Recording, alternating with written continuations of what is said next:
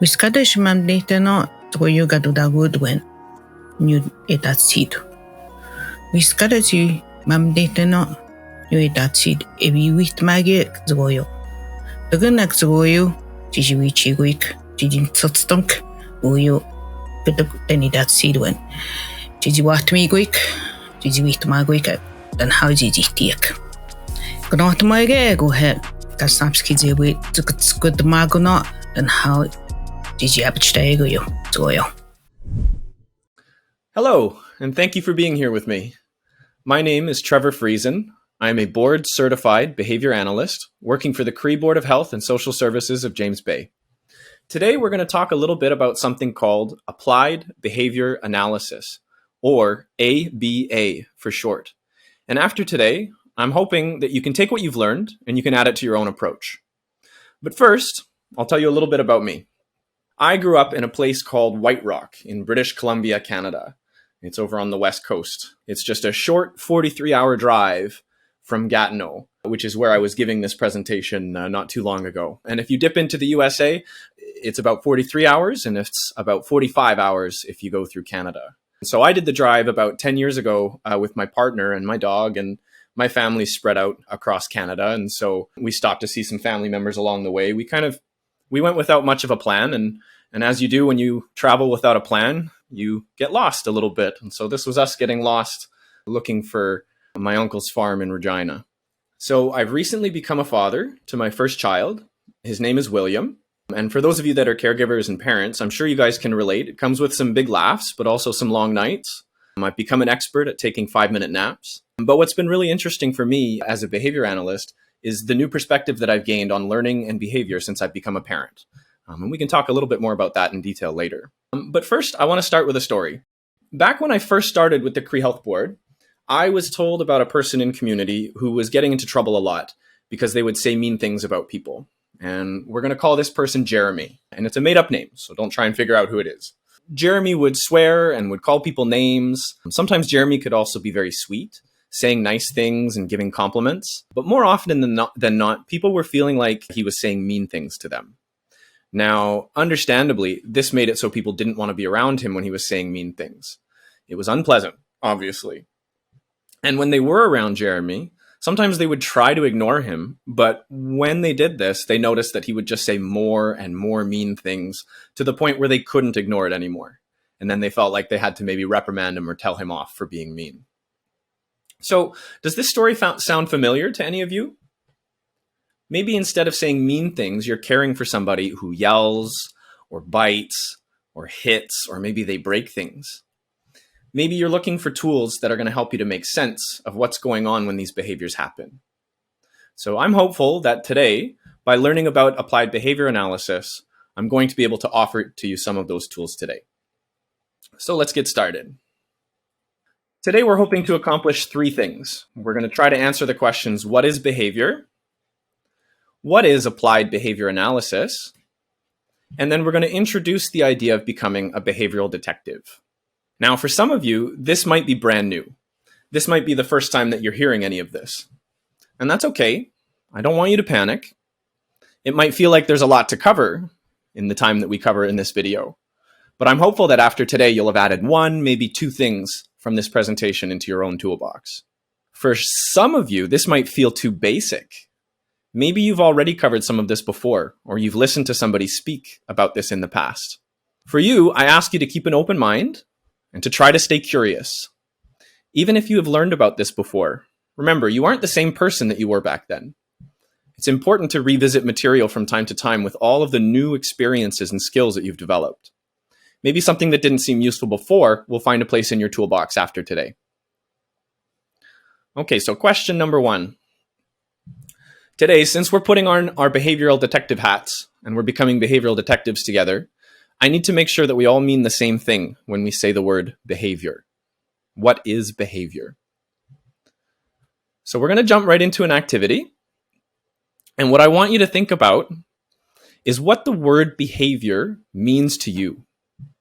I'm going to show you a few pictures, and I want you to do a thumbs up, or just think to yourself, I guess, if you're by yourself. If you're with a group, you guys can kind of discuss as well. Give it some thought. I want you to think about Is the thing that you're seeing in the picture a behavior or not? Okay, here comes the first one. Biting. Is biting a behavior? I'll give a few seconds in case there's any of you watching with a partner that you guys can kind of talk about it. Okay, next one. Swearing. Is swearing a behavior? Here comes the next one. What about jumping? If you're just listening, there's a picture of someone jumping over a gap. Jumping. Is jumping a behavior? What about this one? What about turning the key to your car? Is turning a key a behavior? Next one. What about answering a ringing phone? There's a phone ringing and you answer it. Is that a behavior? Okay, and that was the last one. So you might be surprised to learn that each one of those pictures represented a behavior. And I always like starting with this activity because it's so important to becoming a behavioral detective. Often when we hear the word behavior, we think of bad behavior, right? It's being used to describe something that's unpleasant or bad that someone is doing. In my story from before, the behavior that's causing everyone the most distress are the mean things that Jeremy's saying. Now remember, Jeremy also says some nice things from time to time, which is important to remember for later. But for now, let's just focus on saying mean things as the behavior of interest. So applied behavior analysis looks at where this behavior happens in the flow of time. Remember, behaviors are just the things that people choose to do, and they happen somewhere in the flow of time. And if you can begin to look at behaviors in this way, each time the behavior happens, we can start to tell its story. So there's something or things that are happening before, then we see the behavior happen, and then there's evidence that something or things happened after. And behavior is just the movement of a person through space and time. It's the things that they choose to do, where they do them, and when they do them. But I know what you're thinking. Trevor, behavior is way more complicated than that. People don't simply choose to do or not do things. There are other hidden things going on, things we can't see, things that are going on underneath the surface. And you're right. People are complicated.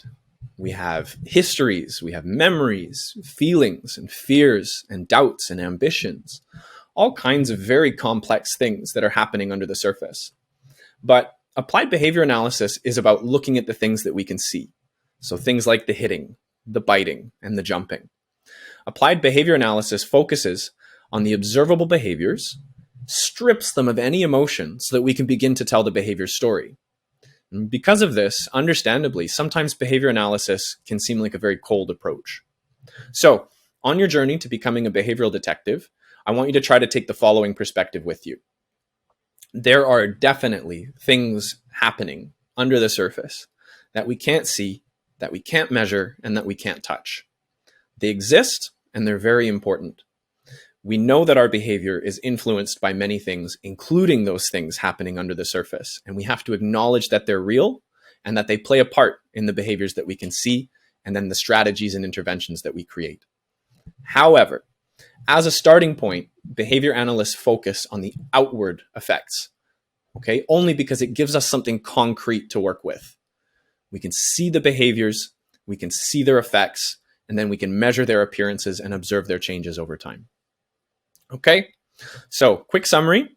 Behaviors are just the things that we choose to do, where we do them, and when we do them. And if we want to become behavioral detectives, we have to remove emotion from the word behavior. Okay, behaviors aren't good or bad to a behavioral detective.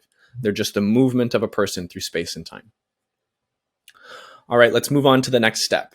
What is applied behavior analysis? I want you to take a moment here and reflect. And I want you to think about, have you ever heard of ABA before today?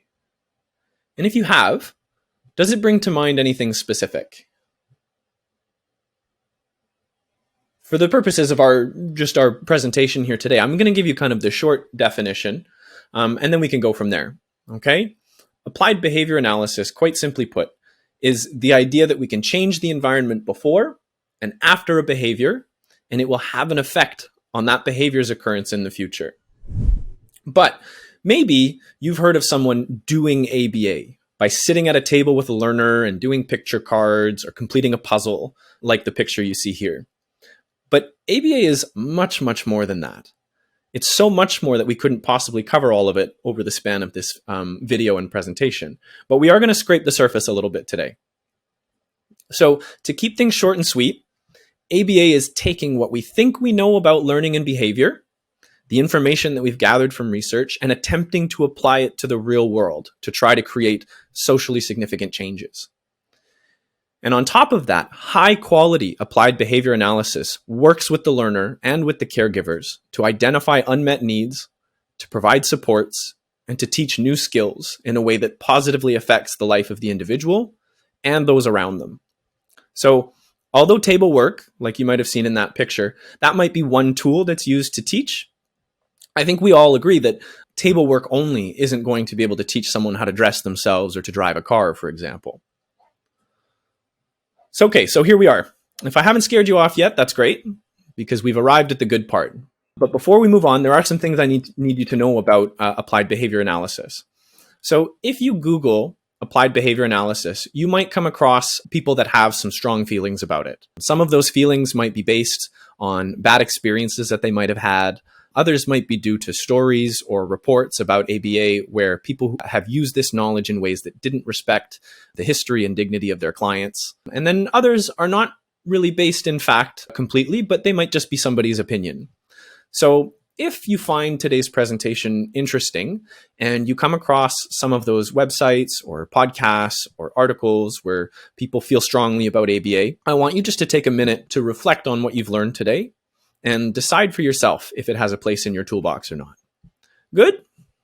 Okay, let's move on. So remember our story about Jeremy who was saying mean things? Remember how I told you that behavior is just the movement through space and time? How behavior happens at some point in some place? Well, we learned that in order to become a behavioral detective, we need to start telling the story around that behavior. We need to begin exploring what was happening before and after. And we call this exploration the ABCs of behavior. A is what happens before, B is the behavior we're interested in, and C is what happens after. What happens in A might set the scene for the behavior to happen. Sometimes people will call these triggers, but I prefer to just say what happened before the behavior or what set the scene for the behavior to happen, because the word trigger comes with some emotion. And remember, we're trying to remove emotion as behavioral detectives. After the behavior happens, what happens in C is what influences whether or not that behavior is going to happen again under similar conditions in the future. Sometimes people call this a reward or a consequence. But for now, you can just call it what happens after. Because remember, things like reward and consequence, those words, they can carry some emotion. And we need to try to remove emotion when we're working as behavioral detectives. So when you can clearly describe A, B, and C, and the differences between them, you're beginning to tell the story of the behavior. You're on your way to becoming a behavioral detective. So what might this look like in real life? I want you to think back to our pictures from before. On the next slide, I'm going to read out for you a scenario where the behavior is missing, and I want you to fill in the blank. If you're with people, you can discuss it amongst yourselves. If you're just listening or watching by yourself, you can just quietly reflect. There's more than one answer to each blank. So if you think of more than just one that makes sense, you can fill in the blank with that one too. The only rule is that the behavior has to make sense in the context of the story. If you're still not feeling like you know what's going to happen, that's okay. We're going to work through the first one together, and I think that you'll be able to pick up and follow along. Okay, so the first one, A. So what happens before the behavior? You're sitting in your car, the keys are in the ignition, your hand is on the keys, B, which is blank, you're going to fill in the blank, and C, what happens after the car starts. So I'll go through it one more time. In A, you're sitting in your car, the keys are in the ignition, and your hand is on the keys. You blank, which is B, and C, the car starts. Take a second to think about what behavior would make sense in that story.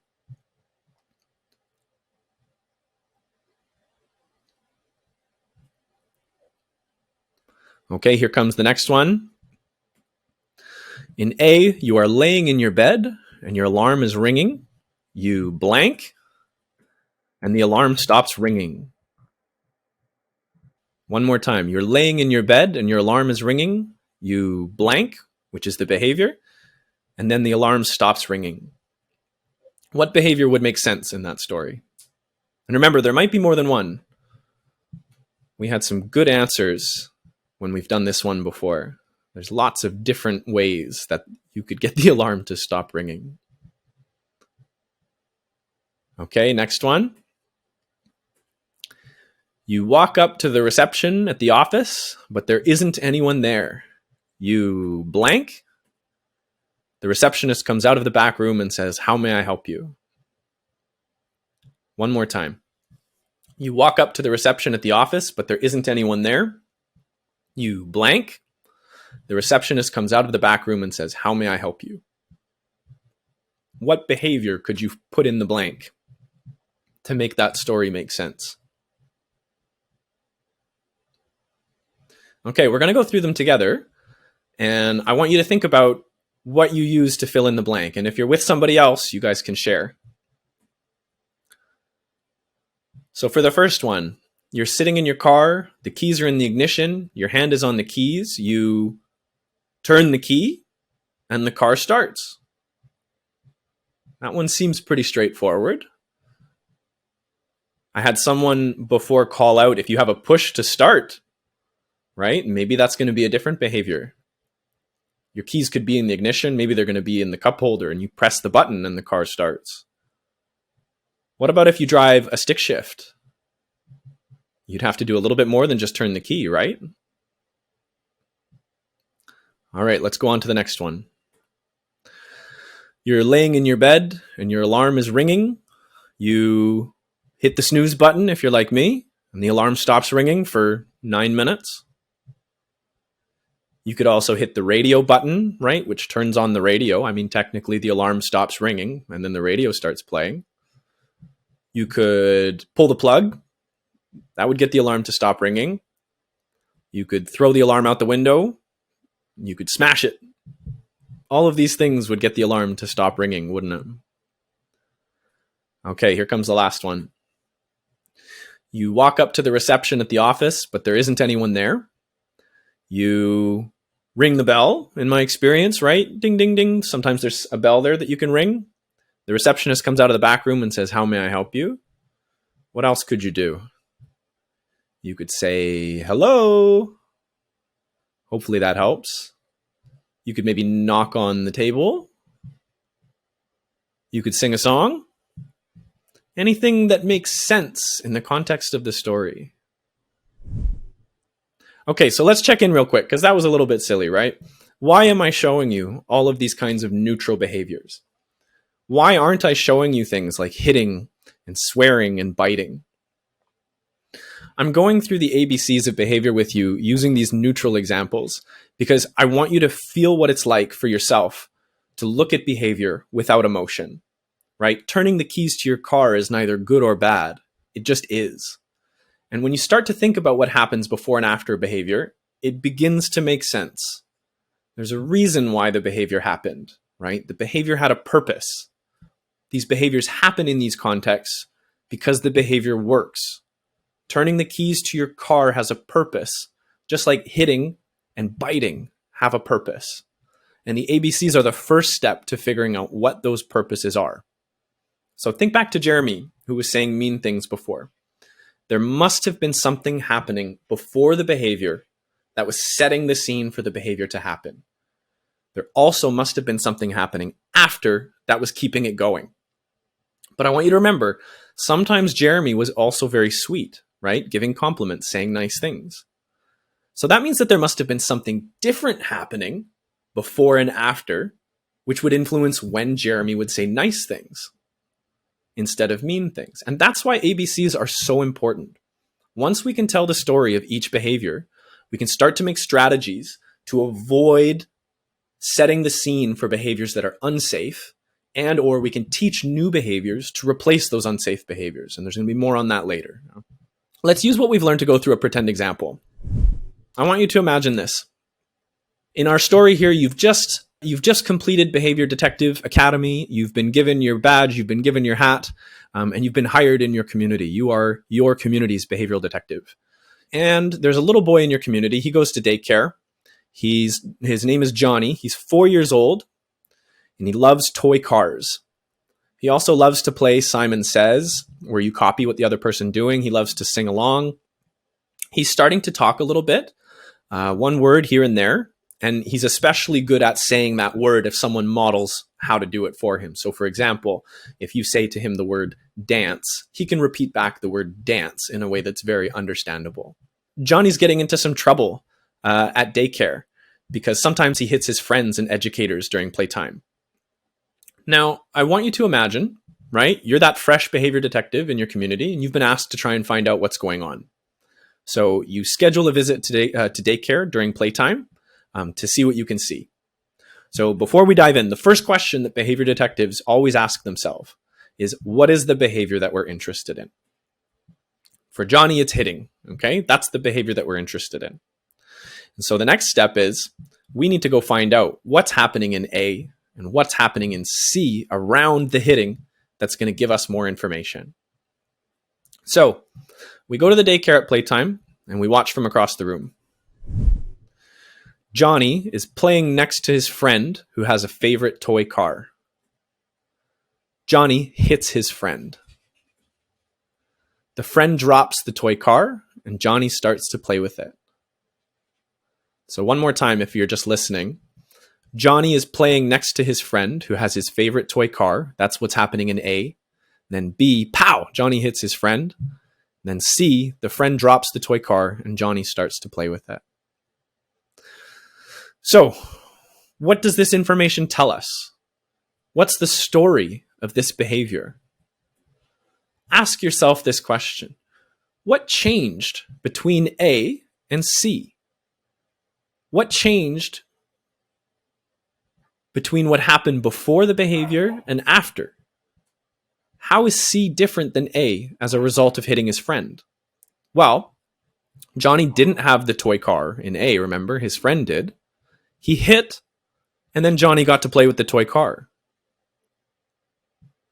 So we're starting to come to a conclusion here. We're starting to learn the story of this behavior. At least in this instance, it seems like maybe Johnny hits because that gets him the car that he wants. Now, a quick note, even though we're talking about daycare here, if this was happening at home, you could do the exact same thing, right? And in fact, in our next example, we are going to pretend that something like this is happening at home. But the steps are always the same. Identify the behavior, which was hitting. Observe what happens before and after. Where does that leave us? Now what? Okay, we've picked a behavior. We've observed what happens before and after. Now what? What are we supposed to do with this information? So remember, we were saying what happens before, so what happens in A might set the scene for the behavior to happen. And what happens in C is what influences whether or not that behavior is going to happen again under similar conditions in the future. So let's go dig into A first. Let's go see what we can find out in A. So remember, we know that Johnny really likes playing with toy cars. And I'm sure you guys know, whenever kids are sharing toys, it's possible that maybe Johnny feels like he doesn't have enough cars, or maybe he doesn't have the cars that he wants. And this is one of those times where it's important to remember that there are things happening under the surface that we can't see, right? So if we think that's what's going on, we can try to meet this need before the behavior happens. And this will help us to reduce the chances of it happening at all. So if Johnny's unmet need has to do with not having enough variety or not enough cars to choose from, a strategy that the daycare could explore would be to make sure that there are lots of cars nearby at playtime. Now, you don't need to have hundreds of cars like you see in the picture. If you're just listening, there's a picture with lots and lots of cars, but you don't need hundreds. It could just be a handful if that's what's available. The goal is just to have more cars available to choose from before the hitting can happen, because that might make it so that the hitting doesn't happen at all. Another option is that we could make sure Johnny has a different toy available that he likes just as much or more than cars during playtime. So if Johnny has more options, He may not feel the need to hit his friend to get their cars. If you're just listening, there's a picture of a toy train. So if there's toy trains nearby while Johnny's playing with cars, maybe instead of hitting, when he gets bored of the car or wants something different, he sees the train and moves on to that next instead of hitting. Okay, we're almost there. So we've put a couple of strategies in place before the hitting happens, and we're happy to see that Johnny's hitting less in our story. But the daycare reports that sometimes he's still hitting his friends to get their cars. When they and this is happening when they aren't really able to make sure that there's lots of cars around or a different toy available, because it's tough. There's lots of kids to be watching at the same time. So how many times have you heard this phrase when trying out strategies for behavior? It's just not working. As a parent or a caregiver, this can be a frustrating thing to hear when it feels like you've already tried to address the problem. You've already used all the tools in your toolbox. It's tempting to look at it and say to ourselves, I just want him to stop hitting. But our work as behavioral detectives isn't finished yet. We need to remember that for Johnny, hitting definitely works. Hitting is useful for Johnny because it works. Give that a moment to sink in. Think about the behaviors that have brought you to listening to this presentation today. Those behaviors happen because they work. And this is where our ABCs are so useful. Okay? ABCs help us to dig into the reason why behavior is happening. It helps us to figure out what is the need that isn't being met. We saw what was happening before and after the hitting. We could see how hitting got Johnny his car. Hitting was meeting his need of not having the car that he wants. And how do we know that hitting is useful for Johnny? Because it keeps happening, right? What's happening in C is keeping the hitting going. Getting the car keeps the hitting going. It works. So let's go take a look. Johnny doesn't have the car. He hits, and then he has the car. I'm going to say it again because it's really, really important. The behavior hitting is meeting his unmet need of not having his favorite car.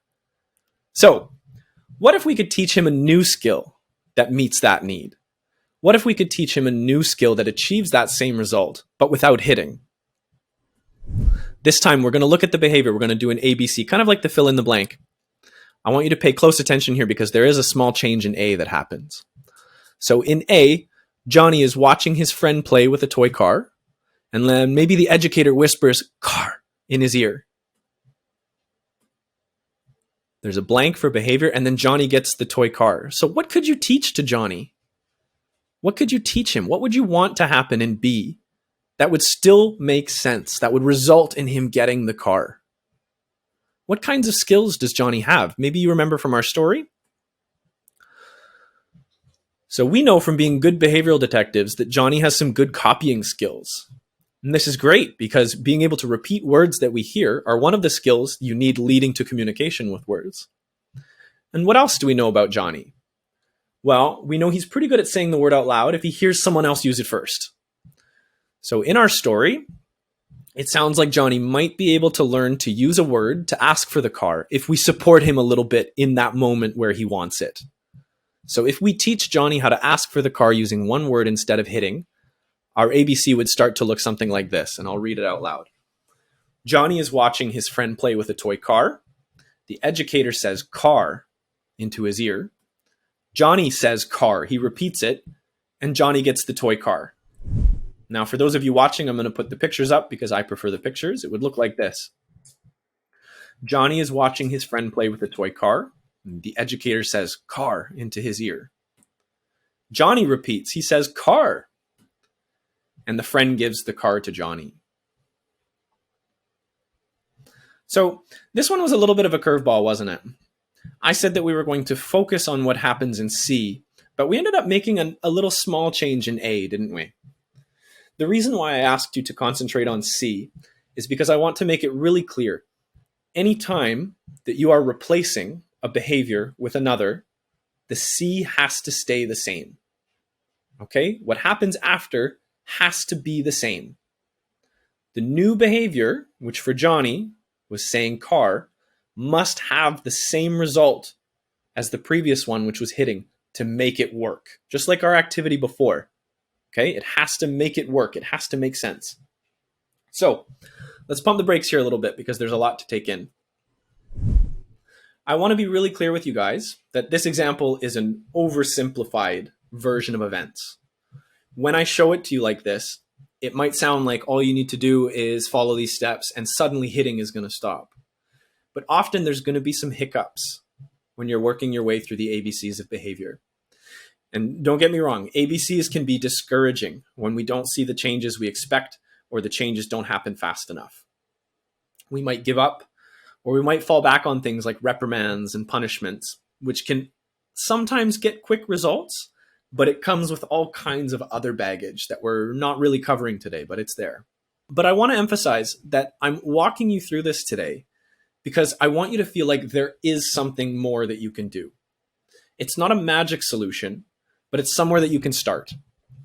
By figuring out what's going on in A and C, so before and after the behavior, we can begin to make sense of what we're seeing. We can begin to figure out the person's needs that aren't being met and then find creative ways to meet them. So we might not get it right every time, but it's definitely somewhere to start from. So let's take a look at another story of hitting so I can show you what I mean. I want you to imagine this. Imagine a 4-year-old child named Jack, and this is your child. Jack loves blocks, he loves numbers, and he loves to play outside, and he's an only child who lives at home with you. He's not really talking yet, but he seems to understand simple phrases and instructions like clean up and let's go outside and time for snack. Jack is also doing some hitting at home during playtime. And so what you're going to do with your behavioral detective hat on is you're going to watch and observe the next time that he hits, and you're going to try to figure out what's happening before and after, what's setting the scene for the hitting, and what's keeping it going. So let's try and figure it out together. So the first question, right, that we always ask ourselves is, what's the behavior we're interested in? And for us, it's hitting. It's still going to stay the same. Next, we're going to look at what happens before and after. In A, Jack is playing with the blocks, and you say to him, time to clean up. Pow! Jack hits you. You say, oh well, and you don't put away the blocks. Jack keeps playing with the blocks. I'm going to read it again because this one's tough. Okay, it's a little bit of a tricky one. So before the behavior, Jack is playing with blocks, and you say, time to clean up. Jack hits you. After he hits you, you say, oh well, and the blocks don't get put away. Jack keeps playing with the blocks. Thinking about this, what's different between A and C? What changed between A and C because of the hitting? Remember, this one's a little bit trickier than Johnny's example. If you're thinking it has something to do with the blocks, you're right, but I want you to remember, Jack got to play with the blocks, but he already had them. There's no difference in access to blocks between A and C. He's playing with the blocks in A, and in C, he's still playing with the blocks. But there was something that got removed because of his hitting. What was removed because of the hitting was the instruction to clean up. I'll read through it again.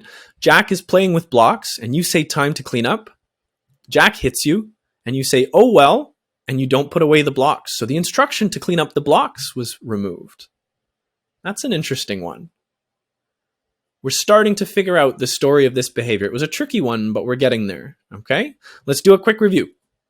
The behavior that we're interested in is hitting, just like before. We've done our ABCs. It was a tricky one, but we think we're starting to kind of figure out the story of the behavior. It feels like the hitting might happen because it makes the instruction to clean up go away. It's possible. Okay, so with this information, now what? What are we going to do? Just like before, we're going to dig into A first. We're going to dig into what sets the scene for the behavior to happen. And we're going to see if we can set the scene for a different behavior to happen instead of hitting. I mean, let's imagine if this is a perfect world and we're just making things up, Jack would help to clean up, right? But for now, let's just aim to avoid any hitting happening. Remember, Jack really, really likes blocks. So I wonder if we could set up the transition from blocks in a more gentle way. In our observation, we noticed that we, the parent, said, it's time to clean up right at the moment that Jack is supposed to be putting them away. Try to put yourself into Jack's shoes. That might be a really shocking thing for Jack to hear if he wasn't expecting it, especially if blocks is one of his favorite toys and activities. This is a really big ask of a 4-year-old to just drop it and move on, right? So if our goal as behavioral detectives is to figure out what are Jack's needs that aren't being met, and we need to explore supports that might make that transition less shocking. Maybe Jack needs a warning. You could support this need by using something like a time timer to show how much time is left and reminding Jack that when the timer beeps, it will be time to clean up. If a warning is all that Jack needs, right? If this is an unmet need, if this is a support that he needs, then this could be really useful to offer to him. And if you don't have a time timer, you can do the same thing using your phone. You can show Jack the phone and you can say in 10 minutes, you'd start a timer for 10 minutes. In 10 minutes, when the phone beeps, it will be time to clean up. And it would look something like this. You say, in 10 minutes, it will be time to clean up. You set the timer for 10, tick, tick, tick, tick, tick, tick, tick, beep. It beeps. Jack cleans up the blocks, and maybe with a little bit of help from you to make it easier. And then the blocks are cleaned up, right? It would look like this in our perfect story. But remember, ABCs don't always go perfectly. It's really important to remember that hitting is useful for Jack because it gets him to keep playing with the blocks. He gets to keep playing. It removes the instruction. Hitting allows him to meet his own needs because when he hits, the instruction to clean up is removed and he gets to keep playing with blocks. So let's dig back into A. What happens before? Let's imagine that our strategy of giving a warning with a timer is not enough on its own. We're not seeing the different behavior. We're not seeing a cleaning up happening. We're still seeing lots of hitting. Well, maybe we need to add something else. Maybe Jack is uncertain about what's coming next in his day. Maybe this stresses Jack out that he doesn't know if what's coming after blocks is fun or not. So you could use a visual schedule like this that shows Jack what will happen during the day. For those of you that are just listening, there's just a hand drawing. There's 4 squares, and they're in order of time. So the first activity is snack. The next activity is play, and there's a picture of blocks. Next activity is going outside, and there's a picture of a slide. Okay? So you could use a visual schedule like this to help Jack know what's coming. And they can be simple hand-drawn schedules like this one, or they can be real-life pictures of the activities. They don't have to be perfect. But they should let Jack know what to expect during the day. And that might be exactly what he needs. So using this visual schedule as an example, block time is immediately followed by going outside to play. We know that Jack likes to go outside to play since that was some of the information we gathered as behavioral detectives. Plus in this story, this is your child. We know that he loves to go play outside. So with the visual schedule indicating that he gets to do something really fun after he cleans up the blocks, he gets a warning that block time is going to be ending, but then he also gets something else, right? He gets to go outside to play after. So it might look like this. Right when it's time to play with the blocks, you're going to show Jack the visual schedule. You're going to point at the image and you're going to say, it's time to play with blocks. And then after that, we're going to go play outside. A couple of minutes before it's time to clean up, you're going to show him the visual schedule again and say, it's time to clean up the blocks. And then we're going to go outside. So you would show Jack the visual schedule and say, clean up so we can go play outside. Hopefully, in our story, Jack cleans up the blocks with a little bit of help from you. The blocks are cleaned up and Jack gets to go outside. So if a visual schedule like this was the kind of support that Jack needed, you would hope to see him happy to clean up the blocks and go outside. But there also is something else happening here. We made a change in A by adding the visual schedule. And we also made a change in C by making sure that when the blocks are cleaned up, there's something fun right after, right? It's a good combination. But we could take this one step further. We could add the visual schedule and the timer and the playing outside, right? A triple threat, and it would look something like this. You set up a timer and you show Jack the visual schedule and say, after blocks, we can play outside. You start the timer. Tick, tick, tick, tick, tick, tick, tick. The timer beeps. Jack cleans up the blocks with help from you. The blocks are cleaned up and Jack gets to go outside. So you use the visual schedule and the time timer as supports to set the scene for cleaning up to happen instead of hitting. And then as a result of cleaning up, Jack got to go do something that he really enjoyed, which was to go play outside. So, something I want to think about here. As I was telling you before, ABCs don't always give us the results we want, or as quickly as we would like. Sometimes we might not get it right on our first, our second, our third, our 10th try. Even with our strategies, Jack might sometimes try to hit so that his time with blocks doesn't come to an end. So, if you try out some of your strategies for a few days and you aren't seeing any changes in the behavior, well, then you might need to explore if your supports are meeting your learner's needs. Maybe Jack needs a different kind of a visual schedule with realistic pictures. Or maybe instead of going to play outside, there needs to be something even more strong than that to compete with playing with blocks. Now, I want to slow down here again because there's something really important that I want to emphasize to you. Just as we saw, depending on the person, their strengths, and their needs, the strategies that we use can be very different. Johnny was hitting to get his car. Jack was hitting to make sure that his blocks weren't put away. The behavior looked the same, but they worked for different reasons. The behaviors were meeting different needs, and that means that our strategies have to work to meet those different needs. Applied behavior analysis is not a one-size-fits-all approach. Okay, Jack's strategies wouldn't have been right for Johnny. Johnny's strategies might not be right for whoever you're caring for. So today, I don't want you to look at our examples and think, Trevor wants me to use this exact strategy step by step for my child or for the person that I'm caring for. Today, what I want you to learn is how to identify a behavior and observe what happens before and after. Once you've done this, you're going to be able to start making the changes that will meet the unique needs of your unique learner, okay? You might be able to give the supports or teach the skills that are needed by your learner. Okay, so let's do one more. This time we're going to get away from hitting and towards something a little bit different. I want you to imagine you are a behavior detective in your community again. So this is Mary. She's a 13-year-old girl. She goes to school and she loves music.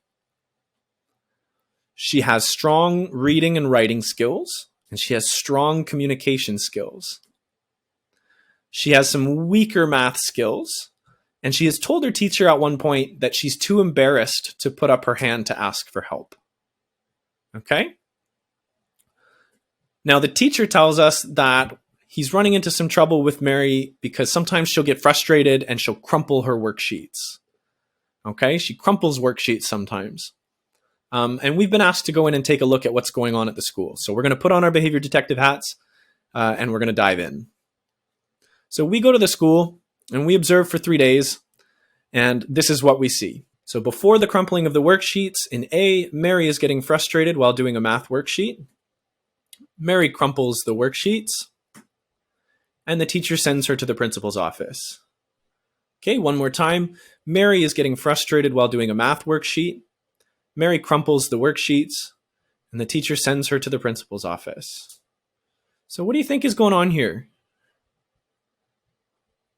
What's the difference? What happens between A and C? What changes because of crumpling the worksheet? There's a few things going on here.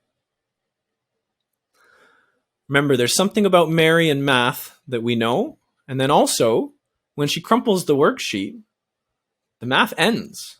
She gets sent to the principal's office. Give it some thought.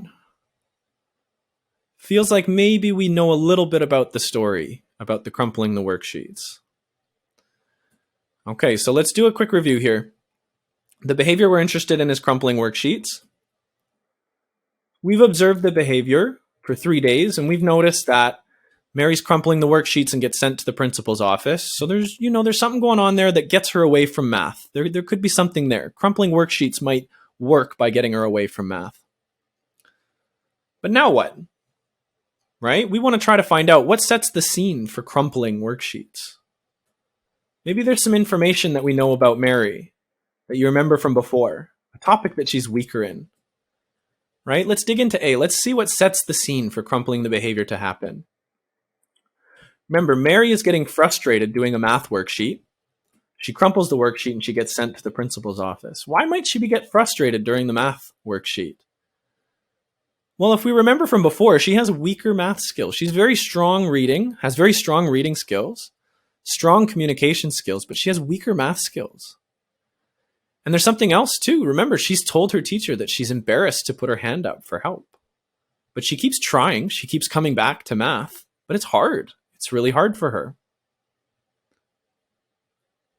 So maybe you already kind of caught on there from our ABCs, but we go back for our information and we think it's got something to do with the fact that Mary's got weaker math skills and that she's not really comfortable asking for help. Just to be sure, we go check with Mary's teacher if the crumpling worksheets happens at the same time every day. And thankfully, the teacher is very sharp and has noticed that it happens only during math. And it happens just about every day. It's becoming a routine to send her to the principal's office during math. So what are we going to do? We have all this information. What are we going to do now? What are some things that we can explore in A? What might be missing from A that could meet Mary's unmet needs? Remember, Mary has weak math skills and she's getting frustrated. So Mary's math skills might be at a place where she could use some additional help outside of school or during math. Okay, this might be an avenue to explore. Mary might also have something else going on inside, right? Something we can't see that's affecting her ability to do math worksheets. So we might need to explore some accommodations, some adaptations, and see if those help meet her needs. So she might need a quiet corner while she's doing math. Maybe she needs a calculator. Maybe she can be given some extra time, maybe some noise canceling headphones. It's hard to know, right? But there might be something going on inside that's making it difficult for Mary to do math. And maybe we can help her out there. So I want you guys to remember, crumpling math worksheets meets Mary's needs to get away from math, right? So whether Mary is struggling with math, either due to a disability or some other reason, crumpling the paper makes the math stop, right? It gets her away from the frustration of math. But there's also one more piece. Do you remember? Mary is doing a math worksheet. She crumples the worksheet. And then she gets sent out of the room. So not only does she crumple the math worksheet to get it to stop, but then she even gets sent all the way away from the room. There's no more math happening. Sure, she might get into a little bit of trouble, but she gets away from math. So let's dig in and see if we can provide some tools or supports to help her get through it. Maybe we can remove some barriers from Mary's environment that make completing her math worksheets too hard for her. Remember, there was something about Mary that might give us a hint for how to provide some support. We're really lucky because with Mary, she has some useful strengths. Mary can tell us what some of her struggles are. We might just need to ask the right questions. So remember, Mary has told her teacher that she's too embarrassed to put her hand up to ask for help during math. So what if we worked with Mary and with her teacher to come up with a strategy that's going to get her some of the help that she needs without embarrassing her? So remember, put on your behavior detective hat. I want you to imagine you've worked out a plan with Mary and her teacher where she can place a blue sticky note on the corner of her desk when she needs help. This would signal to her teacher that she needs help without having to put up her hand, causing her embarrassment. The teacher agrees to try this out, and it might look like this. Mary is getting frustrated during math. She puts a blue sticky note on the corner of her desk. Mary finishes her worksheet with some support. Now, there's something really important about what's happened in C here. You remember what we were talking about before. Anytime that you want to replace one behavior with another, the outcome has to be the same. It has to end in the same result. It has to work. So remember what we were saying before. Crumpling worksheets worked to finish the math. It made the math stop. And with the behavior that we've replaced it with, putting a blue sticky note on the corner of her desk, instead of crumpling worksheets to make the math stop, she gets some support and is able to work through the math to finish it, which also makes the math stop. So with some support, right, same result, slightly more productive outcome. So check-in time, guys. I want to remind everybody that our goal for today is for you to look at behavior, and I mean any behavior, through an ABC lens. By doing this, you can start to come up with ways to meet the person's needs, which are unique to them. Okay, remember, a strategy for one person might not be the appropriate strategy for someone else. Each person is different. Each person brings a unique internal and external profile to the table, and each reason for behavior is different. Think about Johnny and Jack's hitting. It looked similar, but it had very different reasons for happening. Their hitting needed different strategies. Mary's case was an interesting one because she was able to talk to us about what was getting in the way of completing math worksheets and to participate in the development of the strategy. So I don't want you to finish this presentation today and say to yourself, oh, Trevor said that my child should put a sticky note on their desk to ask for help, or Trevor said to use a time timer. I want you to leave here today with the tools to figure out what are your child's needs and what can you add or what can you change in their environment to meet them. Today, we look to accomplish 3 things. We learned that behavior is just a word for the things that we do, where we do them, and when we do them. And we try to take all the emotion out of the words. There are no good or bad behaviors, there's just behaviors. We also learned that applied behavior analysis is using what we think we know about behavior and applying it to the real world to meet a person's unmet needs, right? We learned that if you can change what happens before and after a behavior, that can have an effect on the behavior itself. And finally, we practiced a little bit what it means to be a behavioral detective by looking at behavior through the lens of ABC. So to wrap up today's presentation, I want to offer some thoughts. ABA tools help us to figure out the needs of a person and to begin to provide supports or teach new skills. But it's important to remember that these tools aren't meant to be used to change somebody. These tools are meant to guide you towards meeting the person where they're at. Depending on the person, you might be able to just ask them what they need or what's important to them. Like we did with Mary, right? She shared that she was too shy to raise her hand to ask for help. But in other cases, the person might not have the skills to share that information with you.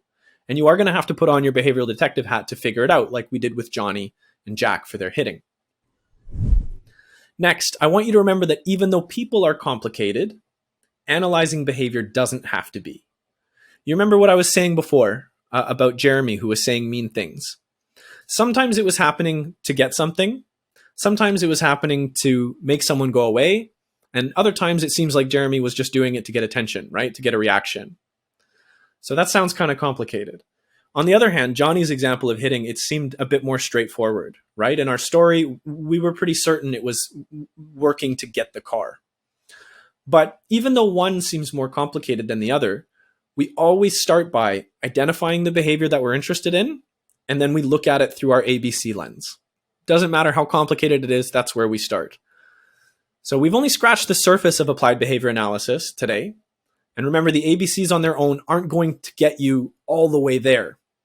But no matter how complex the person's situation might be, the ABCs are always a good place to start. Okay, next, I want to emphasize that our goal as behavioral detectives, again, should never be to change someone. Our goal should always be to adapt the environment, which includes our own behavior, to offer supports and skills that are going to be useful for the person. So if you're attempting to decrease a behavior for whatever reason, you must also replace it with a new one that serves the same purpose. Never one without the other. So think back to our story where we chose to teach Johnny to say car. We chose this strategy because we knew that he had the skills to do it, and learning how to communicate safely is a lifelong skill. But Johnny didn't necessarily get to choose the skills that were being taught or the supports to be used. And this is because in our made-up story, he's too young, right? He doesn't have strong enough communication skills to be able to share that kind of information with us. But in the real world, each person comes to the table with their own strengths and weaknesses. We might have to make a decision about whether or not a certain behavior even needs to be addressed at all. So for example, pacing or hand flapping, right? These kinds of things, they might meet someone's sensory needs, and it might not even be appropriate to try to decrease it. On the other hand, if your child is running away or behaving aggressively towards others, well, then there might be some real danger involved, and you might have to make the decision to intervene for safety. And that's where I really want you to lean into the idea of being a detective. It's our job as behavioral detectives to gather information, identify areas where needs aren't being met, and then to include the person and their family as much as possible in the development of those interventions and strategies. So taking what you've learned today about behavior, I want you to think about how we might be able to use these new tools to better listen to someone's needs, even if they can't tell us in words. What are these behaviors telling us about their needs? How can we use this information to provide better support and to meet those needs? Thank you very much for your time. Thanks for listening. You can stay up to date on our new blog posts by following us on Facebook or Instagram. Just search for CHB DPSS.